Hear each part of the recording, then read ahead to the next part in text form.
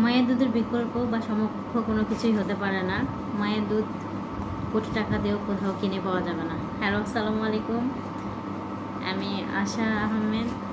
সবাইকে আমার চ্যানেলে স্বাগতম। সবাই আমার পাশে থাকবেন, আমার চ্যানেলটাকে সাবস্ক্রাইব করবেন, কমেন্ট করবেন, লাইক করবেন। আজকে আমি যে বিষয়ে কথা বলবো সেটা হচ্ছে সঠিক নিয়মে ফর্মুলা দুধ বানানোর উপায়। আমি একজন মা, আমি আমার বাবুকে ফর্মুলা দুধ দিচ্ছি। আর এই কারণে আমি যেই সমস্যাগুলো পড়েছিলাম, আমি আজকে এই ভিডিওর মাধ্যমে চাইবো সেই সমস্যাগুলোই যাতে কেউ না পড়ে। তো প্রথমে এখানে আমি দেখাচ্ছি, এখানে আমি একটা ফিডার নিয়েছি। অবশ্যই আমি কাঁচের ফিডার ইউজ করি, তাই আমি কাঁচের ফিডারই দেখাচ্ছি। এই ফিডারে আমার বাবু দুধ খায়।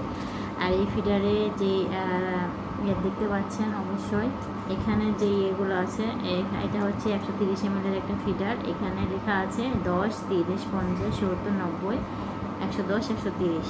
তো আমরা যখন দুধ বানাবো, ফর্মুলা মিল্ক বানাবো, তখন 30 ml জন্য 1 চামচ দুধ দেবো, 60 ml জন্য 2 চামচ দেবো, 90 জন্য 3 চামচ, আর 120 জন্য 4 চামচ দুধ দেবো।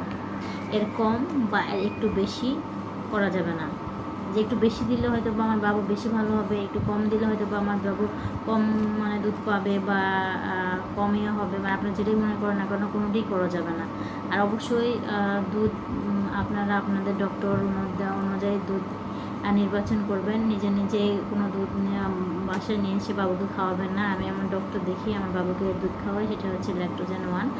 তো আমার বাবু, আমি যখন প্রথম দুধ বানাচ্ছিলাম, তখন আমি এই ভুলটাই করেছিলাম যে আমার মাথায় আসছিল যে কতর জন্য কত দুধ বানাবো। তো আমার ডক্টর বলে দিয়েছিল যে যত ml বাড়বে, ফিডারে যে লিখে দেওয়া থাকে, যত ml আমরা বাড়াবো তত চামচ বাড়বে। তো আমাদের 30 ml বানায়, তাহলে 1 চামচ দুধ দেবো, 60 ml বানালে 2 চামচ দুধ দেবো, 90 জন্য 3 চামচ, আর 120 জন্য 4 চামচ দুধ দেবো।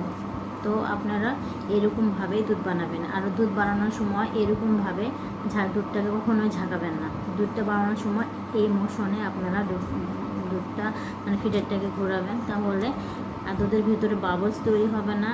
আর বাবলস তৈরি হলে হবে কি, যেটা বাবু খেয়ে ফেলবে এবং বাবুর পেটে প্রচুর গ্যাস হবে, বাবু রাতে কান্নাকাটি করবে, মুচড়াবে, আর যেটা আপনাদের জন্য অসহ্যকর হবে। আপনারা শান্তি পাবেন না। বাবু সবসময় কান্নাকাটি করলে বাবা মার তো কখনোই ভালো লাগবে না। তো আমি এরকমভাবে দুধ বানাই। তো আমার এই ভিডিও অবশ্যই আপনাদের উপকারে আসবে।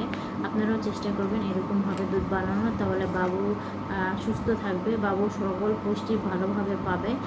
আর আপনারা ট্রাই করবেন এরকমভাবে দুধ বানানো। আল্লাহ হাফেজ।